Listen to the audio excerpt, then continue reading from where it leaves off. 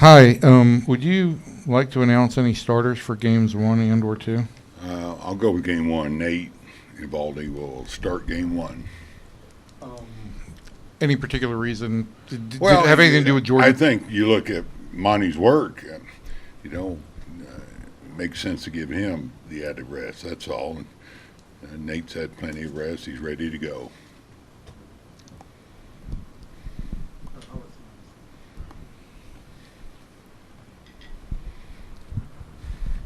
Bruce, when you think of the Diamondbacks, what's the first thing that you think of? Well, a really good balanced ball club, gritty club. They play the game right. They like action. They run the bases well. That's been talked about. They're a team that really has come on strong. The pitching, the starting pitching, bullpen. That's why they're here. I mean, they had some beat. I mean, they beat some really good ball clubs to get here, and we saw them some. They, I think, took 3 out of 4, so we know we're playing a really good ball club.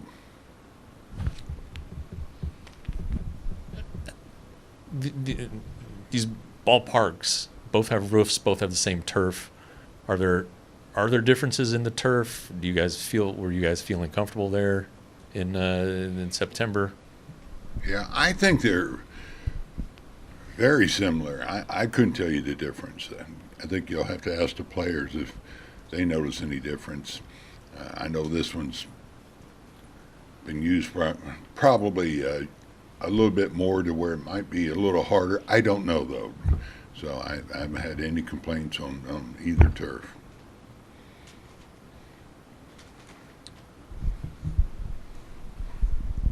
But do you have enough tickets for family and friends, and who decides who gets them? I missed the last part. I'm sorry. Who decides who gets them? The tickets? Boy, that's a great question. I tell you what. It's that time of year. You have to savor it, but it's a busy time because I have a lot of family coming in, a lot of requests. When Arizona won, my phone got flooded with requests because I have a lot of friends and family in San Diego and in Arizona. So you just have to draw a line at some point. I mean, they're not giving these tickets away, so it's a challenge for all these guys because you're trying to take care of everybody, your friends, family. But at some point, you do have to cut it off somewhere. You end up coaching for free. You're also going to manage the All-Star game. Yeah, I was told that by my wife. She goes, I had plans, but I'm glad to break them. But she did bring that up. What's different about managing in the postseason? Is it the sense of urgency, like with a pitching change, you can't give a guy as long to work out of something? What have you found, not just this year, but in your previous 4 World Series? Well, I think to your point, you might see a lot more changes, especially when you get to Game 7 or something like that, where all hands are on deck. When you're in a 7-game series, though, you can't overdo it there. You end up running out of pitching or burning those guys out. But it's a different game. There's no question about it. Every game is played a little different, to be honest. From one game you may bunt more, looking at who you have. It's just, it's up to you to find a way to win every ball game because, as I've said, that margin of error is not there that you have during the season. So just, if you want to call it sense of urgency, whatever. But, I like to think that's in every game. You hate to say that. Hey, we need to have that sense of urgency because I think you should have that every game. That's how you should play the game. Bochy, what are some of the little things that you need to impress upon your battery and maybe your infield when you play a team that can impact the game on the bases the way Arizona can? Well, just focus. That's, what you need to do. That's part of the game. You have to play good defense. You have to swing the bats, pitch, but, also you have to watch the running game. That's a big part of the game. So it's just a matter of pitchers being focused out there, mix it up, the throwovers, things like that. Anything with the rules this year, whether it's the pitch clock or the disengagements that you've picked up throughout the season that can help a team defensively in controlling the running game? Do's or don'ts? Well, I think you have to be a little careful with the throwovers. Obviously, you get two. After that, you better have a pretty good slide step or a great move to mitigate the running game. But that's even before the throwover. So, I know a lot's made out of it, but as a pitcher, if you're focused and you do your job, you're staying under 1.4 or 1.35, whatever you think that number should be. It's in that area, and mix in your different moves, so it helps mitigate that running game. But some teams are more equipped to run, and you know that, and so you just have to be aware of it. That's all. Boch, we'll ask a lot of these players here in the middle. We'll ask a lot of these players about making their dreams come true on this stage. You obviously have rings in your back pocket. Can you talk about realizing some of your World Series dreams that you had when you were younger? Right.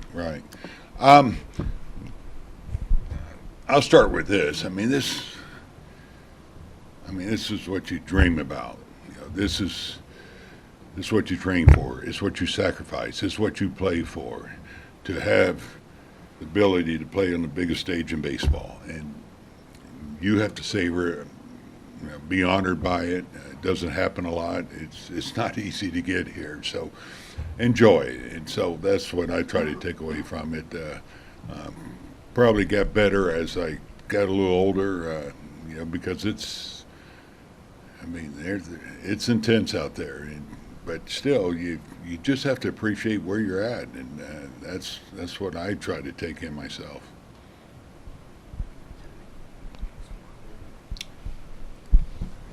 Boch, did you like Marcus looked more comfortable at the plate the last couple of games against Houston? Did you like what you were seeing with his adjustments and getting on base more at the end of the series? Yeah, I agree. I think he was more comfortable up there. We all get out of sync. Good hitters. I've had some great hitters, and they have their times when they're just not seeing the ball as well, or they're not on time with the fastball, and in between that and the breaking ball. So I think you saw Marcus more who he is, at the end there in Houston. Bruce, with Adolis' outstanding performance and being the MVP of the League Series, how can a guy try to keep that going? And then also some people have said, okay, it's not a New York or a LA team here, it's Arizona and Texas, and they're not as interested. Can you speak to that as well? Yeah. With Dolly, just be yourself. We've seen Dolly. Sometimes he gets a little amped up and wants to be the guy and carry us. He's too good to have to do that. Just be out there and play your game. And you saw what happened when he can keep things under control. And he plays with a lot of emotion. That's what you love about him.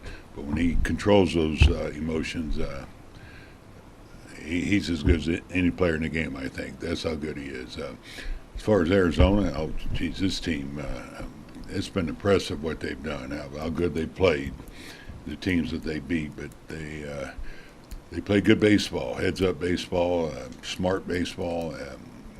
Like I said, we've seen them, and they do a lot of things right. They're got good young talent.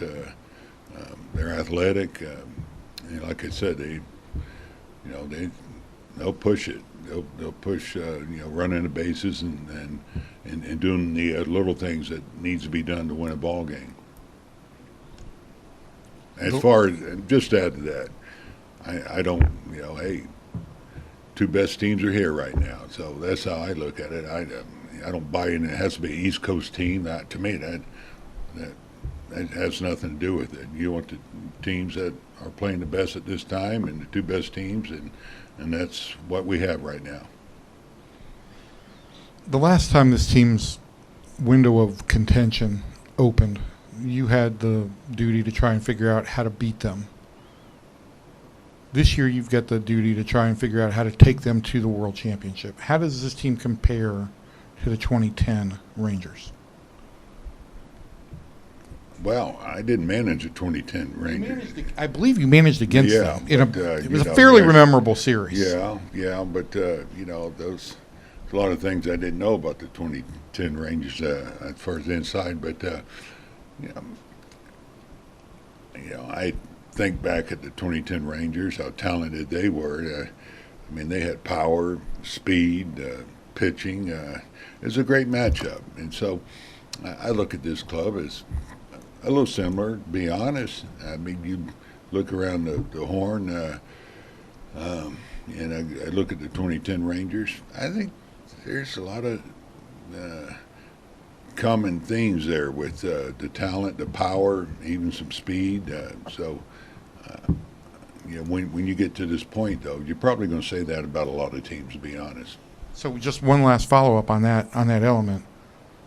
And I know you don't remember any of this stuff because you just move on to the future. But Game 1 of 2010, Rangers made 4 errors. They had 2 errors in right field by a guy who was a DH playing right field. This team has been one of the top 10 teams in the major leagues in defense. How big an impact does defense potentially have in the World Series at this point? I think impact. A defense can impact a team as much as any facet of the game. Yeah, same with their club. They play great defense over there, and so I think you're seeing 2 teams that do a great job of catching the ball, and that's going to make a difference. I think the defense, that's what we talked about going in spring training. I've said one thing that has to be a constant is that defense, the fundamentals, and that's what I've been proud of, because you've seen the hitting come and go at times. You've seen the pitching do the same. But as long as you show up there and you do the things fundamentally right, then you're giving yourself the best chance to win a game. Bochy, over the years, as the postseason keeps getting longer with more rounds, has it caused you to change your approach to how you prepare a team from spring training through the regular season? I'll be honest, no, I can't say that. It is a longer postseason now.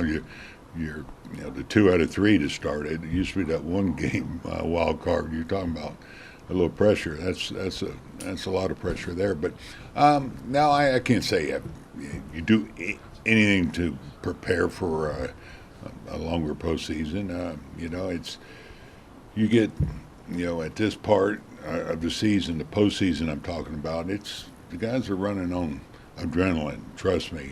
There's some guys beat up. That's normal this time of year.